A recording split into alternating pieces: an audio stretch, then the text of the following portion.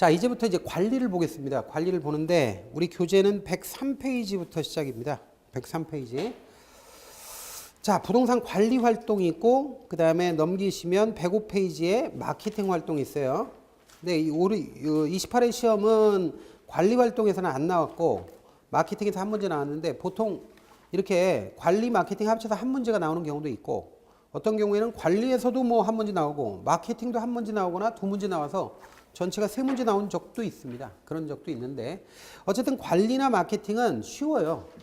그러니까 앞에 우리가 총론 공부했잖아요. 뭐 부동성, 부증성, 영속성 이런 거 했는데 이거보다 훨씬 쉽습니다. 사실은 여기까지 공부해서 끝까지 여기까지 오기가 힘들어서 그렇지 책을 쭉 읽고 근데 이제 난이도는 이거보다 쉬워요. 그거 앞에 있는 것보다 오히려. 자, 지금 부동산 관리론 하면 양이 많지도 않아요. 양이 많지도 않고 딱 부동산 관리에서 주로 나오는 거는 부동산 관리 영역의 3, 영역, 관리 영역 3, 그다음에 개념의 3, 그다음에 방식의 3, 이 정도는 틀로 알아놓으셔야 돼요. 자, 그런데 여기서 부동산 관리 영역의 3, 개념의 3, 관리의 3, 요걸 보기 전에 부동산 관리가 뭐냐 하는 거 좀 알아놔야 되는데 부동산 관리는 부동산을 보존, 이용, 개량하는 활동이에요. 그런데 처분하는 활동 그러면 안 돼요. 처분하는 거는 일종의 투자 개념입니다. 그렇지 관리가 아니에요. 그러니까 관리는 보존하고 이용하고 개량하는 것까지만 관리입니다. 그 뭐 매매하거나 이런 것까지 관리는 아니다 하는 거 알아놓고요.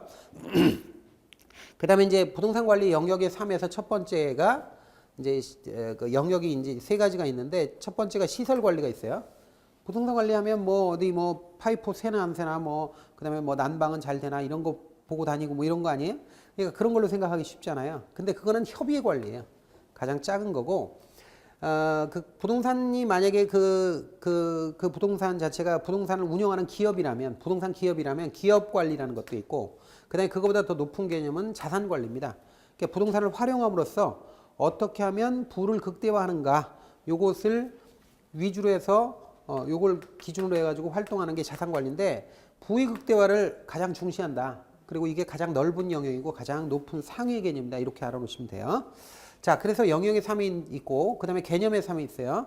자, 부동산은 복합 개념이죠. 그래서 법경기잖아요. 법률적, 경제적, 기술적 관리잖아요.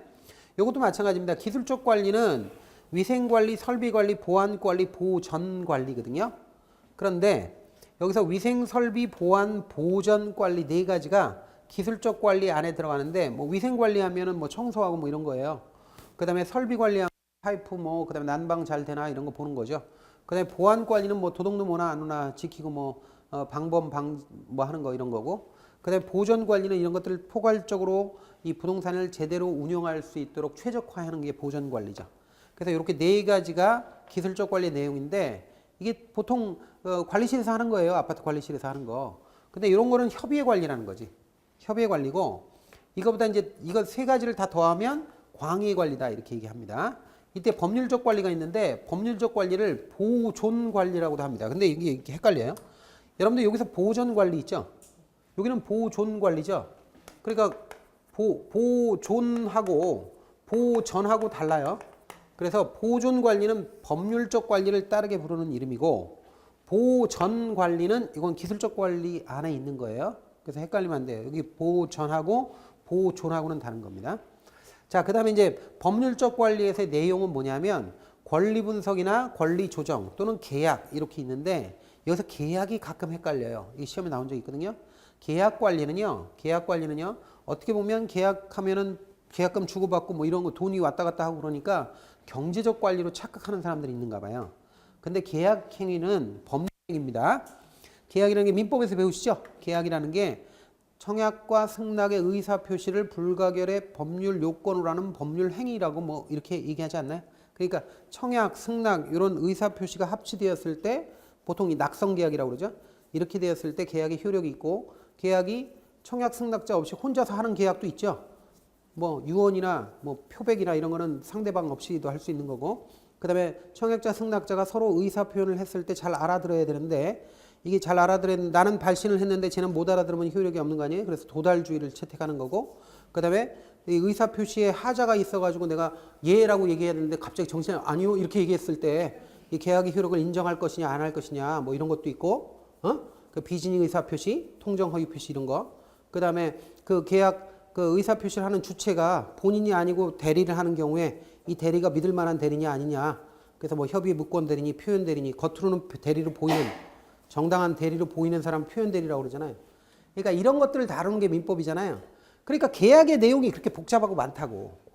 그런데 이 계약이라는 게 깜빡 잘못하면 경제적 관리에다가 집어넣어서 생각할 수가 있다는 거예요. 근데 이건 법률적 관리다라는 거를 알아놓으셔야 돼요.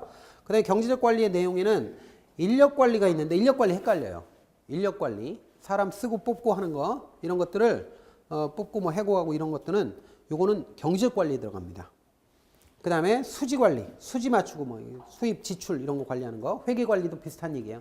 그러니까 뭐 수지 관리, 회계 관리, 경영 관리, 경영 관리 무슨 뭐 장부 관리 무슨 뭐 이거 뭐 이런 거 있잖아요. 이런 것들 다 그냥 경제적 관리입니다. 그래서 경제적 관리라는 거 이렇게 해서 구분해서 알아놓으시고요. 자, 그다음에 이제 시험에 제일 잘 나오는 게 이게 방식의 3이에요.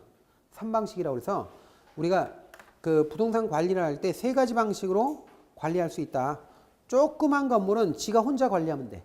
이게 자고 관리라는 거예요. 자연 관리, 직접 관리, 자치 관리라고도 그래요. 자기가 직접 관리하는 거예요. 그다음에 혼합 관리라는 거는 이게 위탁 관리라는 건 뭐냐면 전문적인 관리 업체에 주는 거예요. 관리 업체에 주는 거를 위탁 관리, 외주 관리라고 그래요. 위탁 관리, 외주 관리 뭐 이렇게 얘기합니다. 그다음 혼합 관리는 뭐냐? 혼합 관리는 요거는 자가 관리하고 위탁 관리를 섞은 거예요. 그래서 중요한 부분은 자기가 하고 그다음에 허드렛 일을 외주 주는 거. 이런 게 혼합 관리예요. 그래서 여기에서 장단점이 있거든요. 요거 시험에 잘 내요.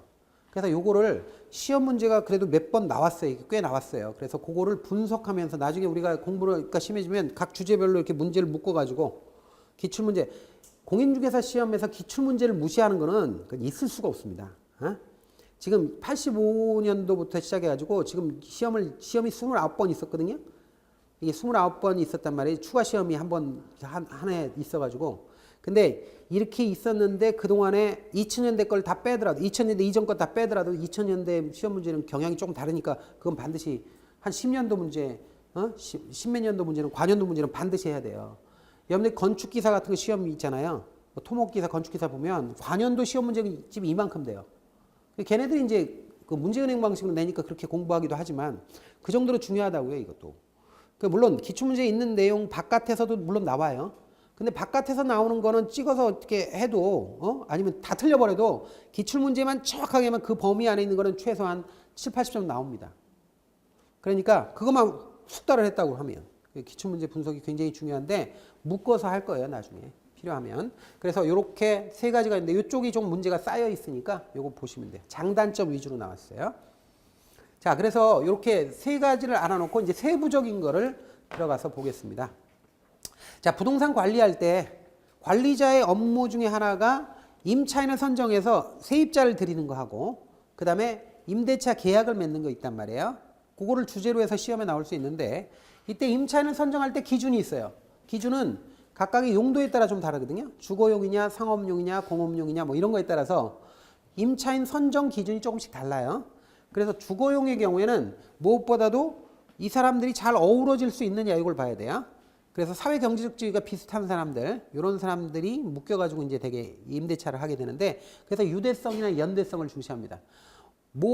유명한 아주 우리나라의 부촌의 어떤 그 빌라, 고급 빌라는 사람이 들어와서 입주를 할 때 그 지역 주민들이 회의를 해가지고 이 사람을 받을 것인가 안 받을 것인가까지 결정을 한다는 데가 있어요. 거기 들어가서 살래도 허락받아야 돼. 돈만 있다고 되는 게 아니에요. 그러니까 이런 것조차 그런 건 뭐 그 사람들끼리 하는 거지만 이너서클들이 하는 거 우리하고는 좀 다른 거지만 어쨌든 일반적으로라도 그래요. 주거용 부동산의 경우에는 이 주민들이 잘 어우러질 수 있어야 된다는 거죠. 그러니까 이제 수준이 비슷해야 된다 뭐 이런 얘기입니다. 그래서 어쨌든 유대성이나 연대성 이런 걸 강조하고 공업용 부동산이나 사무용 부동산은 무엇보다도 이 업무 적합성이 중요해요. 업무 적합성. 공장 같은 거 한번 생각해 보세요. 공장이 여기 봉제 공장이 있잖아요. 봉제 공장 옆에 과자 공장은 별로 의미가 없어요. 근데 봉제 공장 옆에 나염 공장이 있고 생사 공장이 있고 방직 공장이 있고 뭐 이렇게 된다고 쳐봐요. 그럼 이게 업무가 이렇게 흐름이 되면서 내가 덕을 볼 수 있죠. 봉제 공장도. 그래서 이렇게 업무가 적합성이 있는 것들이 모여 있어야 유리하잖아요. 그래서 업무 적합성. 이건 사무용 부동산도 마찬가지입니다. 그래서 사무용 부동산도 업종에 따라서 몰려 있는 거예요. 금융업은 여의도에 몰려 있고, 뭐 그다음에 어디는 몰려 있고 이러잖아요. IT 업종은 뭐 테헤란밸리 옛날에 몰려 있고 뭐 이런 식으로 있잖아요. 이런 것들이 전부 다 업무 적합성 때문에 그래요. 요즘은 대부업체가 어디 몰려 있고 막 그러잖아. 그러니까 이게 전부 다 몰려 있는 이유가 적합성 때문에 그래요. 자, 그 다음에 상업용 부동산은 가장 중요한 임차인 선정 기준이 돈을 벌어야 돼. 수익성이나 매상고가 중요하다라는 거죠. 일반 소매점포 같은 건 특히 그렇죠. 거기서 아무리 쾌적하고 유대성이 있고 적합하고 뭐 이게 무슨 소용이 있어요. 돈이 안 되면 소용이 없는 거지. 장사가 잘 돼야 되니까 수익성이나 매상고가 중시된다라는 거죠. 요거 물어보는 경우도 있고요. 그 다음에 임대차 계약을 할 때 어떤 방식으로 임대차 계약을 하느냐 이것도 좀 알아놔야 되는데 주거용 부동산은 조임대차 계약을 맺습니다. 이게 조임대차란 조자가 이거 자꾸 많이 쓰이는데 옛날에 책을 쓴 사람들이 많아가지고 조임대차 이런 말을 많이 쓰는 거예요. 조임대차. 이게 뭐예요? 총임대차하고 똑같은 거예요. 조임대차나 조임대차, 총임대차 같은 거예요. 그러니까 이게 일본식 표현이에요. 조가. 그래서 총임대차라고 얘기합니다. 이거 한마디로 뭐냐면 그 임대료하고 기타 관리비 이런 것들을 한꺼번에 그냥 고지서로 날리는 거예요. 한꺼번에 이제 지불하는 그런 거예요. 자, 그리고 순임대차는 뭐냐면 순임대차는 순수한 임대료 따로 날리고 각종의 경비는 따로따로 다 날리는 거예요. 이게 순임대차인데 원래는 임대차 계약이요. 다 순임대차 계약이었다고 그래요. 순임대차 계약이었는데 요게 미국에서 주거용 부동산은 순임대차로 하지 말고 각종의 경비를 그냥 임대료에다 엎어가지고 한꺼번에 징수해라. 이런 법률이 20세기 초반에 제정이 됐다고 그래요. 20세기에. 왜 그러냐면 미국의 북부주에요. 북부주에 그 20세기 초반에요. 그 북부주에 임대 아파트가 있었는데 그 임대 아파트에서 이제 그 임대차를 하는 그 연로한 노인분이 말이죠. 노인분들이 두 부부가 이렇게 난방비를 아끼려고 가난했나 봐요. 난방비를 아끼려고 난방비 나오면 이제 부담되니까 이게 스토브를 조금만 하고 난방을 조금만 하고 자다가 돌아가셨어요. 그래가지고 얼어 죽어가지고 그래가지고 그다음부터는 이런 사태가 있는 거는 따로 해가지고 난방비를 따로 징수해서 그런가 보다 해가지고 한꺼번에 관리비 항목에 다 집어넣어가지고 그냥 징수를 했단 말이죠. 그래서 이런 경우에 이런 주거용 부동산은 조임대차가 미국에서는 법제화됐고 우리나라도 이제 대개 보면 조임대차입니다. 그리고 순임대차는 대개 공업용 부동산이 순임대차예요. 따로따로 고지서를 날립니다. 자, 그 다음에 비율임대차라는 게 있죠. 비율임대차는 퍼센테이지 리스라고 하는 건데 이거는 대개 백화점 매장 같은 데서 해요. 상업용 부동산에서도 이제 매장용 부동산인데 이건 뭐냐면 기본 바닥 임대료가 있어요. 바닥 임대료가 한 달에 예를 들어서 뭐 300만 원이다. 이렇게 해놓고 플러스 매상고의 일정 비율.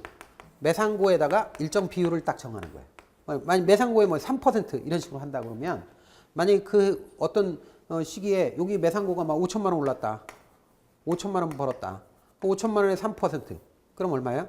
50만 원인가? 네. 그래가지고 3, 5, 15 150만 원이네? 그러면 이렇게 해가지고 150만 원을 더하는 거예요. 이렇게 해가지고 450만 원 이렇게 징수하는 거예요. 이런 식으로 하는 거를 퍼센테이지 리스라고 그래요. 비율임대차. 그러니까 순수한 비율임대차는 전체적으로 매상고의 몇 프로 이거는 거의 없고요. 일단 바닥임대료는 있어요. 기본적으로. 바닥임대료는 뭐 100만 원, 200만 원, 300만 원 이렇게 있고 거기서 매상고의 일정 비율만큼을 더 내는 거죠. 이 왜 그러냐면 이게 대개 보면 비율임대차를 하는 이유가 백화점 같은 데서는 코너마다 점주가 있단 말이죠. 이 점주들이 매상을 많이 일으켰다는 거는 손님이 그만큼 많이 왔다는 얘기고 손님이 많이 왔으면 여러 가지 시설도 이용했을 거고 그다음 화장실도 이용해서 물도 썼을 거고 그러는 거니까 너는 임대료를 더 내라 이런 의미죠. 근데 이게 이제 굉장히 높아요. 백화점 피가. 하여튼 이런 식으로 해가지고 비율임대차가 매장용 부동산 또는 상업용 부동산에서 일반적이다 하는 거예요. 그래서 임대차 계약과 관련되는 내용까지 해가지고 이 부분은 여러분들이 알아놓으셔야 돼요. 시험 전까지. 자, 다음에 이제 부동산 관리 활동과 관련돼서 건물도 좀 알아야 돼요. 건물 관리 같은 걸 많이 하니까. 근데 이 건물의 경우에 건물의 내용연수하고 생애주기 이 두 가지가 보통 이슈인데 내용연수는 별로 안 나오고요. 생애주기를 우리가 좀 알아야 돼요. 건물도 뭐 마치 살아있는 생명체처럼 연령 현상 사이클을 거친다는 거예요. 사이클을 거치는데 사이클이 첫 번째가 전 개발 단계예요. 전 개발 단계. 이거는 이제 건물이 지어지기 전 단계입니다. 건물이 지어지기 전 단계. 그 다음에 신축 단계가 있어요. 건물을 막 지었을 단계가 있고, 안정 단계는 안정적으로 이용돼서 수익을 뽑아내는 단계고, 노후 단계가 있는데, 노후 단계는 이제 건물이 쇠퇴해서 점점 기능이 떨어지는 단계고, 완전 폐물 단계는 이제 줘도 안 가져가는 단계예요. 자, 그러면 이렇게 5단계를 순서대로 잘 나열한 것은 이렇게도 시험에 나온 적이 있어요, 이게. 그러면 세상에 뭐 이런 거하고 비슷한 거 아니에요. 사람의 생애를 순서대로 잘 나열한 것은. 1번 생, 병, 사, 노. 2번 생, 노, 병, 사. 3번 사, 노, 쇠, 뭐 병. 뭐 이렇게 한 거하고 똑같은 거지, 이게. 그러니까 아직 짓기 전 단계, 신축 단계, 안정 단계, 노후 단계, 줘도 안 가져가는 단계. 이거란 말이에요. 그래서 이거를 순서대로 나열하라 해가지고 시험에 나온 적도 있어요. 이거 어마어마하게 쉬운 문제지. 근데 요 단계에서 요즘에 시험에 나오는 건 전개발 단계는 개발되기 전 단계야. 아직 건물이 들어서기 전 단계. 완전 폐물 단계는 줘도 안 가져가는 단계. 이게 두드러 부셔야 되는 단계예요. 근데 주로 이제 요 3가지 단계를 구분하는 게 시험에 나오는데 첫 번째 신축 단계는 물리적으로 가장 쌩쌩할 때예요. 그래서 물리적 유용성이 가장 높은 단계 이렇게 얘기해요. 여기서 유용성이 높다는 건 물리적 유용성이 높은 거예요. 그런데 안정 단계가 되면 신축되자마자 돈을 막 버는 게 아니에요. 건물이 어느 정도 안정되고 사람들에게 인지되었을 때 여기서 매상이 발생하거든요. 그래서 안정 단계에서 경제적으로 제일 돈을 많이 벌어요. 요때는 요거는 물리적 유용성이 가장 높은 거예요. 신축 단계는. 그리고 안정 단계는 경제적 유용성이 가장 높다. 그래서 유용성이라고 해서 똑같이 보면 안 돼요. 물리적 유용성이 가장 높은 거는 신축 단계고 경제적 유용성이 가장 높은 거는 안정 단계다. 이렇게 알아놓고 안정 단계는 개조나 수선을 적극적으로 해야 돼요. 왜냐면 안정 단계의 개조나 수선을 적극적으로 하지 않으면 어떻게 되느냐? 건물이 금방 상해. 그러니까 이때는 재투자가 유리하다고요. 계속해서 수명을 연장하는 미리미리 조금 무슨 뭐 문제가 발생했거나 그럼 빨리 조치하고 이런 게 유리하다고. 자, 이렇게 재투자가 유리한 단계는 안정 단계예요. 근데 노후 단계가 되면 이제는 웬만하면은 비용을 털어봐도 그 비용만큼 수익이 안 나와. 쇠퇴해서 쇠락해져 가지고 이때는 오히려 재투자를 하면 안 돼요. 재투자를 그렇게 적극적으로 할 필요가 없어요. 여기다 뭐 번쩍번쩍하게 할 필요가 없어요. 그냥 유지하는 수준으로는 몰라도 이때는 돈 들어가는 것보다 나오는 수익이 별로 없기 때문에 그래서 교체 계획을 수립하는 단계예요. 오히려. 그래서 노후 단계가 이런 거다 해서 이 3개를 비교해서 문제 낼 수 있어요. 근데 이것도 뭐 그냥 다 암기하고 뭐 이렇게 할 필요 없죠. 그냥 대개 보면 이 정도가 되면 일반적인 상식 수준에서도 여러분들이 이제 정리를 할 수 있는 거예요. 자, 요거 보고요. 그 다음에 바로 관리 끝내고 마케팅으로 넘어가겠습니다. 자, 여러분들 마케팅도 3가지를 알아야 돼. 3가지. 3가지를 알아야 되는데 3가지 마케팅은 뭐냐면 시장 점유 마케팅이라는 게 있어요. 그 다음에 고객 점유 마케팅이 있고 관계 마케팅이 있거든요. 3가지 차원이에요. 근데 첫 번째가 이제 시장 점유 마케팅이 나온 거예요. 자, 뭐라고요? 자, 3가지라고요. 마케팅의 3가지 차원이 시장 점유 마케팅이 있어요. 시장 점유. 그 다음에 고객 점유 마케팅이 있고, 그 다음에 관계 마케팅이 있어요. 요 3가지가 있는데, 돌아가면서 나올 수 있어요. 요게 제일 덜 나오는 편이, 덜 언급되긴 하는데, 어쨌든 요거 비슷하게 언급되고 이게 제일 많이 언급돼요. 이게 압도적으로 많이 언급돼요. 그럼 시장 점유 마케팅은 이 기업이 제품을 만드는 기업이 또는 부동산을 공급하는 공급자가 어떤 방식으로 해서 이 판매나 아니면 그 자신들의 생산품을 어떻게 고객에게 잘 전달하느냐 요것과 관련돼요. 자, 그래서 시장 점유 마케팅은 공급자 차원의 마케팅이야. 중요한 게 공급자 차원의 마케팅. 얘는 공급자 차원의 마케팅이에요. 공급자.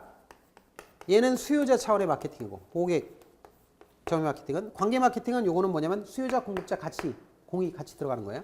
자, 그러면 일단 공급자 차원의 마케팅인데 요때 STP 전략하고 4P 믹스 또는 마케팅 믹스라고 그래요. 4P 믹스 또는 4PS라고도 그래요. 4P 들어가요. 어쨌든 P가 4개라고. 요거 2개인데 이거 전부 다 영어로 돼 있죠. STP, 4P. 아이고 죽겠죠. 네. 자, 그런데 여기서 STP는 뭐냐? STP는 세그멘테이션이라고 그래요. 이게 시장 세분화, 쪼갠다는 뜻이에요. 쪼개. 그 다음에 표적을 정해. 그 쪼갠 거에서 표적을 정해. 그 다음에 이걸 차별화해서 물건을 만들어서 앵겨. 이런 거예요. 여러분들 우리 어머니 때만 하더라도 화장품 하면 다 똑같은 거였어. 건성, 지성, 그 다음에 60대 할머니, 50대 아줌마, 무슨 뭐 20대 그 아가씨가 구분이 없어. 그냥 똑같은 구리모 바르는 거야. 그쵸? 그런데 80년대쯤 해가지고 이걸 쪼개기 시작합니다. 화장품. 화장품이 일단 약산성이 어떻고 지성이 어떻고 건성이 어떻고 요거에 따라서 달라지는 데다가 또 연령별로 쪼개져. 그래서 최초로 10대를 위한 화장품 나왔어. 80년대. 하이라가 선전해서 마니또라고. 이게 마케팅 책에 나와요. 마니또라는 화장품 나와요. 10대만을 위한 화장품이에요. 이렇게 하는 거 나와요. 이렇게 하는 거 나와요. 그 마니또라고. 이게 뭐예요?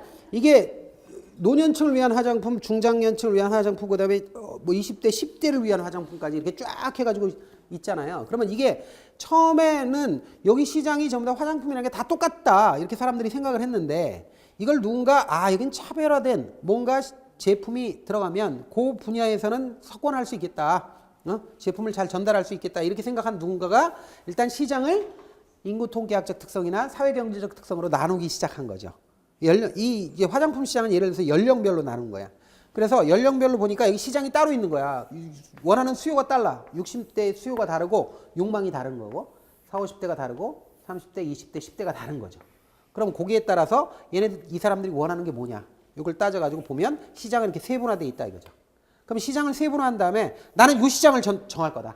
이 시장을 공략할 거다. 예를 들어서 10대를 위한 화장품을 공략할 거다. 그러면 10대 수준을 전체적으로 10대를 목표로 정하는 거예요. 그 다음에 그 10대를 위해서 다른 화장품에서는 없는 것을 제품으로 강조할 수 있는 제품을 만들어서 이렇게 전달하는 거죠. 이게 STP예요. 그래서 시장을 쪼개서 세분화하고 표적 시장을 정하고 또는 목표 시장을 정하고 차별화해서 제품을 차별해서 소비자에게 전달하는 거예요. 이게 STP입니다. 이해가 되세요? 일단 그냥 그렇게만 외워놔도 돼. 그래도 돼. 말로 어차피 똑같은 말로 표현이 안 돼요. 여기는. 자, 그다음에 4P 믹스가 있어요. 4P 믹스는 마케팅에서 굉장히 중요한 거예요. 이건. 4P 믹스, 4PS, 뽀삐 뭐 해가지고 많이 하는 거예요. 이것도 P가 4개인데 보면 프로덕트, 프라이스, 프레이스, 프로모션이야. 그런데요, 제가요 여기도 P라고 노란색으로 해놨잖아요. 그지? 그러면 여기 P가 여기 4개가 있는데 여기 이게 들어가 버리면 안 되죠. 포지셔닝도 P잖아. 그래서 어디에 보면 people, public 뭐 이렇게도 집어넣어. 근데 프로덕트, 프라이스, 프레이스, 프로모션이야. 프로 이렇게 되잖아. 앞머리가. 근데 포는 없어. 포지셔닝. 포는 없다고. 난 별짓을 다 해. 하여튼 포는 없어. 이게 포는 없다고. 포는 없으니까 영어를 잘 보시고 포가 있으면 이건 4P 아니야. 4P가 아니라고. 그리고 people 뭐 이런 것도 있어요. people 뭐 공중이라고 그래서 people 이런 것도 막 집어넣는 사람들이 있어요. 근데 이런 거 없어요. 이런 거 없고 프로 이거밖에 없어. 그래서 4가지예요. 그래서 제품 전략, 가격 전략, 유통 또는 뭐 장소 전략, 광고 홍보 또는 판매 촉진이라고 이거 판매 촉진이라고 그러고 의사소통이란 말도 써요. 아주 복잡해 이게. 프로모션이 광고 홍보라는 표현도 쓰고 그다음에 판매 촉진이란 말도 쓰고 줄여서 판촉 그다음에 의사소통도 써요. 그래서 이렇게 하는 거야. 자, 그래서 제품은 부동산의 경우에 제품을 먼저 잘 기획을 해야 돼요. 잘 기획을 해서 그걸 소비자에게 전달하기 전에 뭐 일단 제품을 잘 이게 그 설계를 해야 되는데 요즘 보면 한때 보면 3베이니, 4베이니 뭐 하면서 이렇게 외기에 접하는 아파트가 외기에 바깥에 접하는 그 쪼갠 그 부분을 베이라고 그러잖아요. 그 베이가 뭐 몇 베이니 뭐 이런 거 가지고 사람들이 얘기를 하고 판형을 그렇게 설계를 한다는 거죠. 그리고 아파트를 만들 때 다 비슷하게 콘크리트 덩어리로 찍어서 만드는데 조금이라도 차별화하려고 여러 가지 그 어필을 많이 합니다. 제품을 차별화해서. 예를 들어서 실개천이 있는 단지, 뭐 기출문제 그런 거 나왔죠. 단지 안에 실개천을 설치했습니다. 실개천 그냥 뭐 또랑 판 거죠. 그 실개천을 설치했습니다. 이런 것도 나오고. 그 다음에 뭐가 있냐면 아파트를 만들 또 아이디어를 써요. 또 옛날에 현진 에버빌인가 뭐 그 CF에서는 노주현이 나왔어. 노주현이 나와가지고 막 이렇게 나비넥타이하고 막 파티를 막 건배하면서 막 와인잔으로 막 파티를 하면서 노래도 나오면서 파티가 어울리는 아파트 이랬다고. 파티가 어울리는 아파트가 무슨 뜻이에요? 이건 거실이 넓고 방이 코딱지만 하다는 뜻이에요. 파티가 어울린다는 거는 방은 코딱지만 하고 거실이 넓다. 그래서 맨날 잔치한다는 거예요. 파티가 어울리는 아파트. 1층을 정원으로 만들었습니다. 옛날에 최명길 씨인가가 나와가지고 그거 뭐 에버빌인가 무슨 하여튼 천안에 무슨 뭐에 아파트 광고를 하는데 아이들이 뛰놀게 1층을 정원으로 만들었습니다. 이렇게 나왔어. 그거 뭔 얘기하는 거야, 그거? 주차장이 지하에 있다는 거야. 그러니까 이런 식으로. 그 다음에 옛날에 LG 자이, GS 자이 되기 전에 이영애가 나왔어요. 이영애가 막 런닝머신에서 뛰물 뛴다고. 거실에서 나와. 런닝머신에서 막 런닝을 해요. 근데 창이 쫙 열려. 창이 쫙 열리면서 야경 한강이 쫙 보여. 다리에 막 이렇게 차가 다니는 게 딱 보여. 그거 뭐 강조한 거예요? 창문이 크다. 이거. 그러니까 이런 것들이 제품 전략이야. 그러니까 이런 걸로 차별화해서 제품을 이렇게 띄운다는 거예요. 그런 다음에 가격 전략은 이제 뭐예요? 거기에 맞춰가지고 거기에 필요한 사람들에게 가격대를 어떻게 정할 것이냐 하는 건데, 만약에 가격은 별로 구애받지 않고 자신들의 품이나 무슨 뭐 이런 거를 만족하기 위해서 제품을 구매하는 사람이라면 가격을 세게 하면 오히려 안 팔려요. 안 팔리고 오히려 비싸게 팔려요. 그래서 이건 고가 전략을 취해야 돼. 그런데 그냥 한 푼이라도 아끼려고 허리띠 졸라매는 서민들은 가격을 낮춰야지. 저가 전략을 취해야죠. 그러니까 이렇게 저가 전략이냐 고가 전략이냐 시가 전략이냐 이런 것들이 가격 전략이에요. 단순하게 이렇게 얘기했지만 가격을 그럼 어떻게 할 거냐. 처음에 계약금하고 중도금 잔금을 어떻게 뒤로 갈수록 많이 할 거냐. 처음에 많이 물리고 뒤에 조금 할 거냐. 대출은 어떻게 붙일 거냐. 집단 대출은 어떻게 설계할 거냐. 이런 것들 다 가격 전략이에요. 자, 그 다음에 세 번째로 유통 전략이라는 게 있죠. 그럼 이걸 어떤 방식으로 유통을 할 거냐. 동시 분양을 할 거냐. 아니면 한 동짜리 아파트니까 그냥 중개사들한테 그냥 광고지 전달해주고 이렇게 해놓고 이 사람들이 하나씩 물어오면은 뭐 수고비를 얼마씩 리베이트 주느냐. 이런 것들이 유통 전략이야. 그 다음에 광고 홍보 전략 또는 판촉 전략은 뭐예요? 이거는 어떻게 알릴 거냐 하는 거예요. 고객에게. 어떻게 알릴 거냐. 그럼 어떻게 알리냐. 뭐 여러 가지 방법이 있는데 대표적으로 뭐 큰 아파트 경우에는 그거 어떻게 합니까? 모델하우스를 이용해.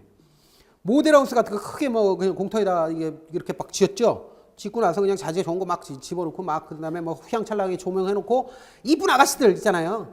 키 늘씬늘씬한 아가씨들 다 배치하죠. 여기다 마이크 이렇게 달고 해가지고 안녕하십니까? 뭐 하잖아요. 그죠? 그리고 그걸로 끝나는 게 아니야. 오픈 행사 때 뭐 어떻게 돼요? 하이타이 하나씩 다 주고. 만 번째 손님한테 어떻게 돼요? 만 번째 손님 들어오면 황금 열쇠 주고. 황금 돼지도 주고. 그 다음에 뭐 처음에 시작할 때 막 풍선 날리고 그 다음에 이런 거 가지고 아주 치어리더들 야야야 화이팅! 뭐 이러고 이러잖아. 이런 것들이 전부 다 뭐예요? 프로모션 전략이에요. 아시겠죠? 그래서 이런 것들을 물어봐요. 이게 지금 무슨 전략이냐? 가격이냐? 유통이냐? 뭐냐? 이런 거 물어봐. 그러니까 그런 걸 잘 대응하셔야 되는데 이쪽에서 제일 많이 나와요. 시험에. 자, 그러면 이번에 나왔죠? 자, 보겠습니다. 자, 부동산 마케팅 전략에 관한 설명으로 틀린 것입니다. 부동산 마케팅에서 시장 세분화란 부동산 시장에서 마케팅 활동을 수행하기 위해 구매자 집단을 쪼개는 거예요. 세분화. 그러니까 세분화지. 뭐 아무것도 아니에요.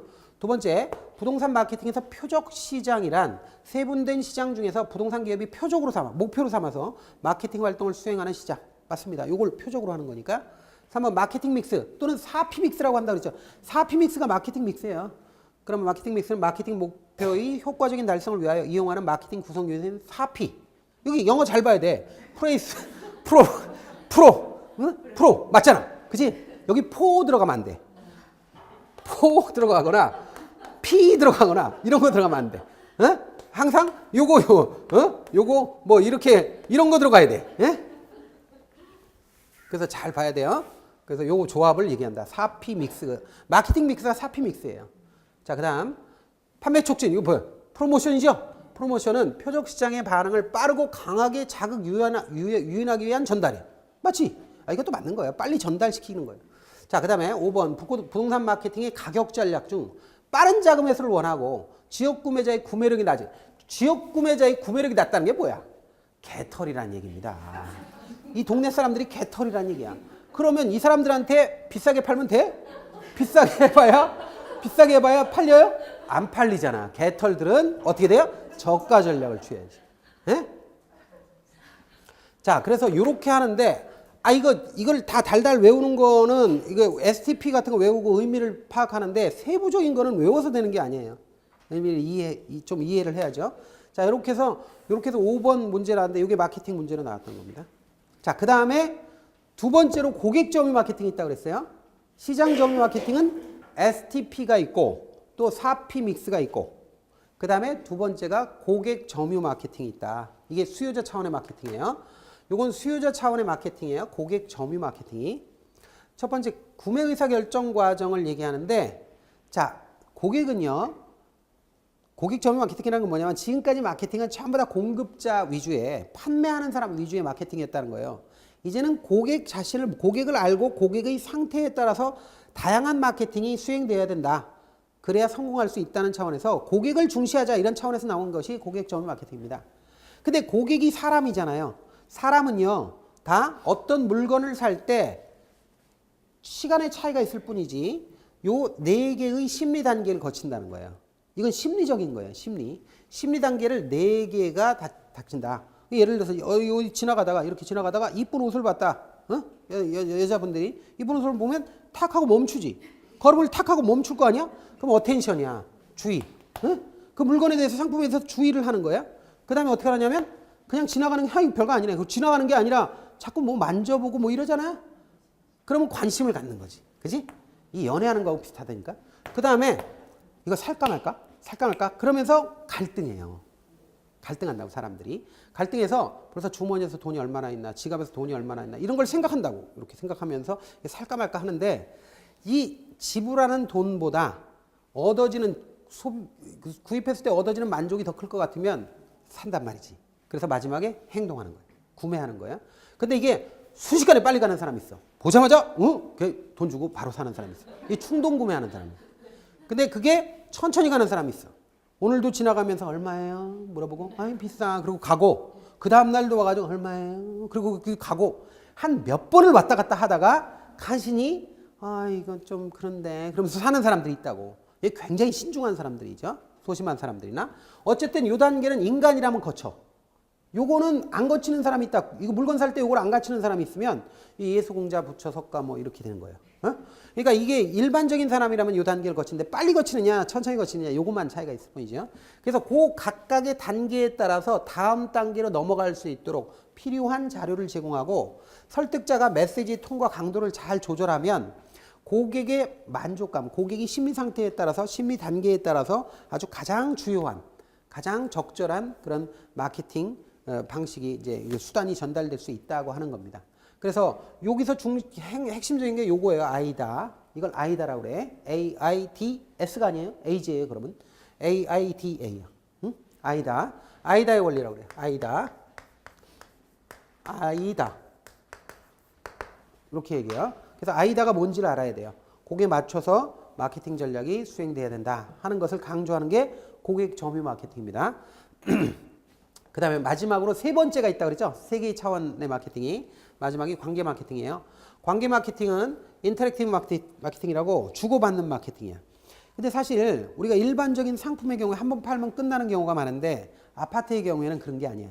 아파트는 어떤 브랜드가 아파트를 판매했다 그러면 거기 사는 사람은 말이죠. 그걸 구입한 사람이나 거기 입주한 사람은 그 집을 팔고 나오거나 그 집에 이사 가기 전까지는 그 아파트 벽에 있는 그 브랜드를 보면서 왔다 갔다 해야 돼.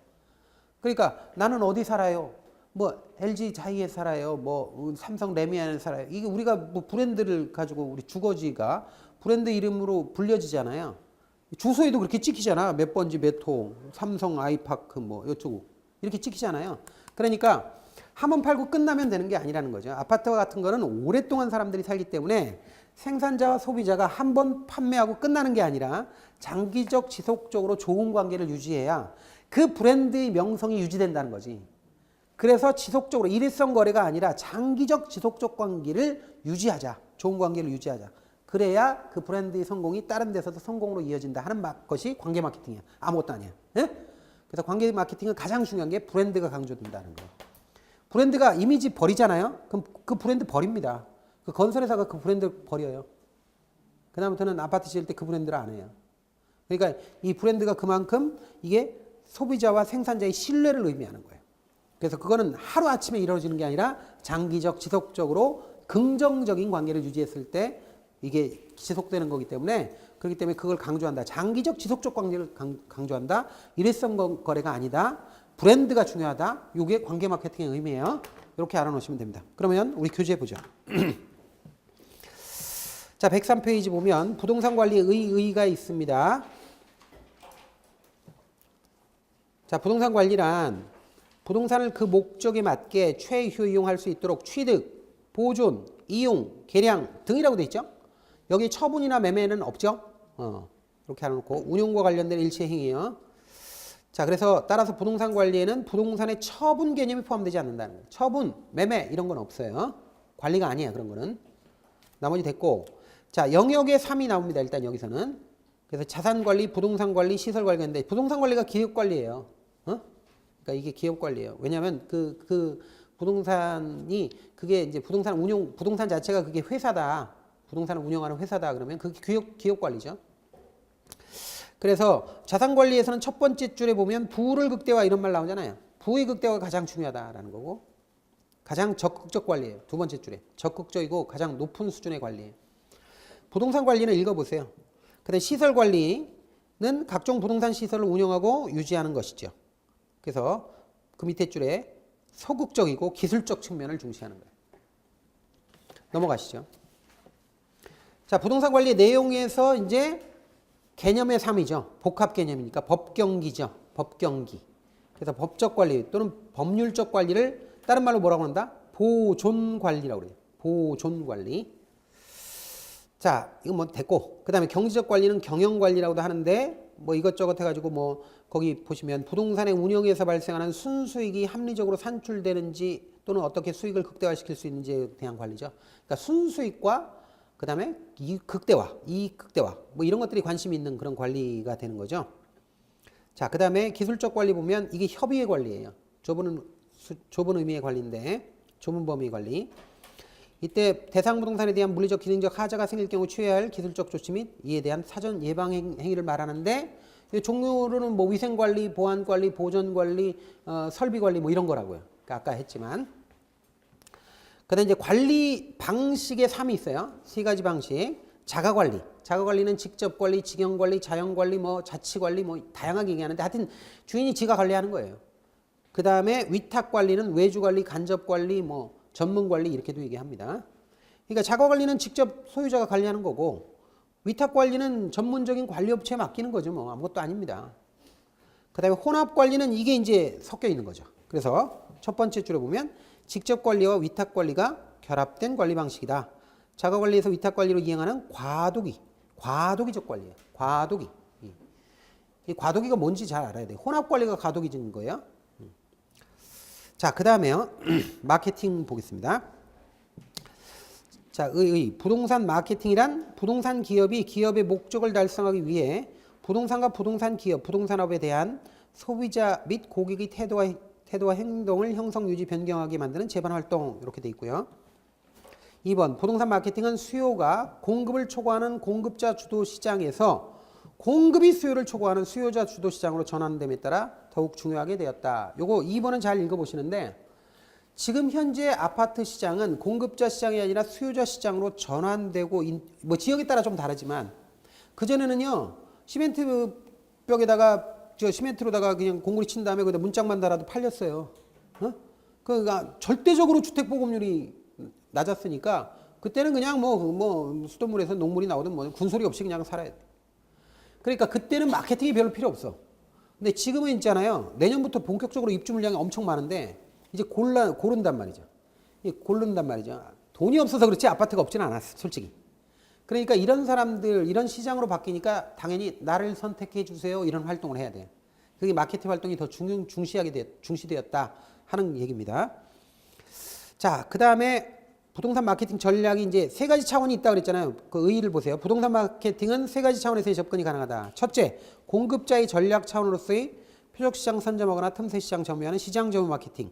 둘째, 소비자의 행동 이론 차원으로서의 소비자 행태 심리적 측면에서 등장하는 고객 점유 마케팅. 셋째, 공급자와 소비자의 상호작용을 중시하는 관계 마케팅. 세 가지라고요.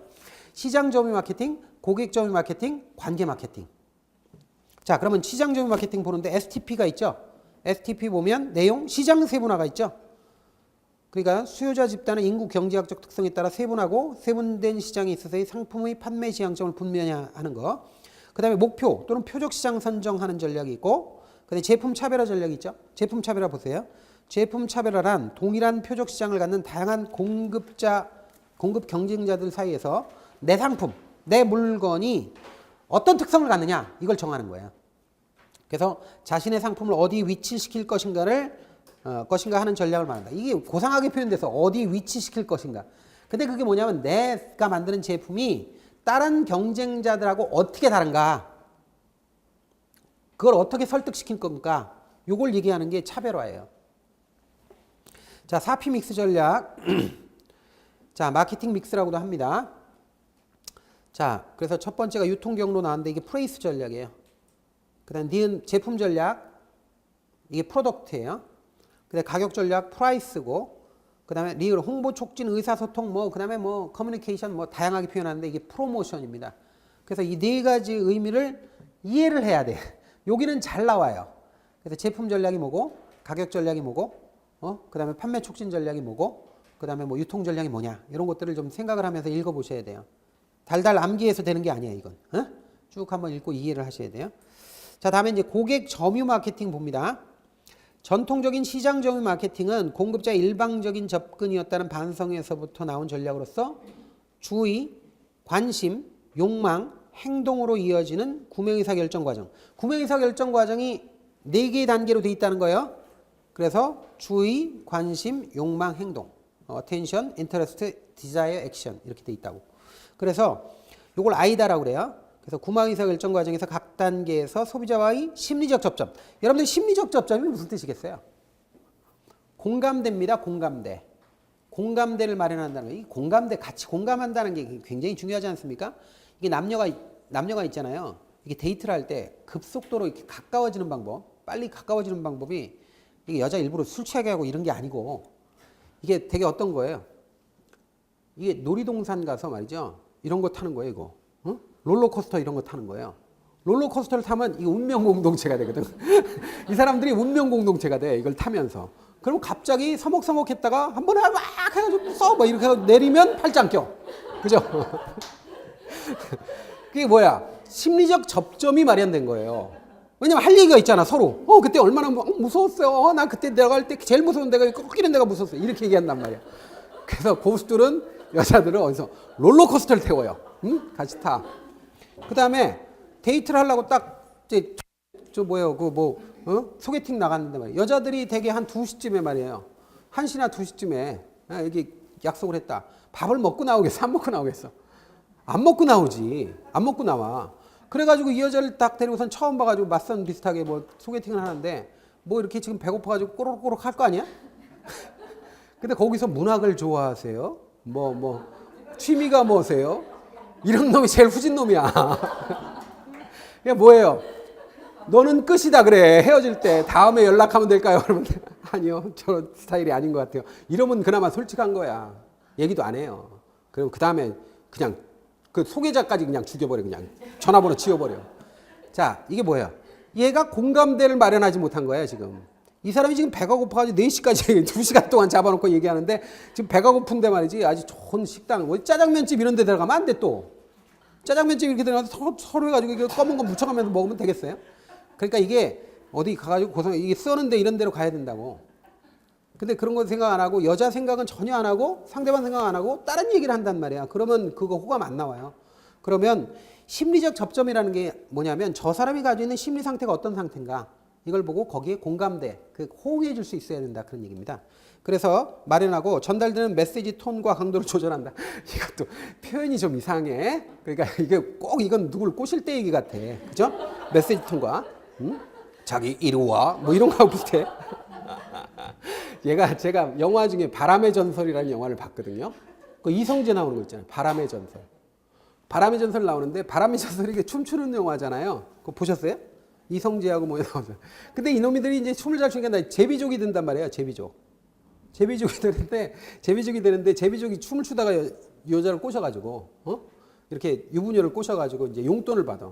근데 이제 유부녀한테 뭐 가진 얘기를 하면서 이제 돈을 뜯는단 말이에요. 근데 이제 이 여자가 이제 봉투에다가 돈을 이렇게 담아서 이렇게 딱 주니까 제비가 뭐라고 그래. 이걸 턱 받으면서 제가 이 돈을 받으면 누님이 행복하시겠어요? 이러잖아요. 이게 이상한가? 하여튼 이렇게 메시지 톤과 강도를 조절한다고. 예? 이게 고객 점유 마케팅이다 이겁니다. 그러니까 제비족들 용어 있잖아요. 뭐 당신을 향하여 내 심장이 불타고 있습니다. 뭐 이런 얘기하면 그 제비족이에요. 자, 관계 마케팅 전략은 뭐예요? 한번 보죠. 생산자와 소비자 간의 일회성 거래를 전제로 한 종래의 마케팅 이론에 대한 반성으로 양자 간의 장기적 지속적 밀줄, 장기적 지속적 관계 유지를 주축으로 하는 전략. 그리고 그게 그 밑에 줄에 브랜드의 문제와 연관된다. 브랜드와 관련된다. 알아놓으시기 바랍니다. 자, 이렇게 해서 오늘 배울 내용은 다 끝났고요. 사실 다음 시간에 감정평가론인데 감정평가론이 양이 많아요. 원래 2주에 하는 거잖아요. 정규 시간에서는. 근데 이거는 뭐 지금은 기초 강의라 중요한 부분만 쭉 핵심을 잡고 다음 시간에 수업하도록 하겠습니다. 감사합니다.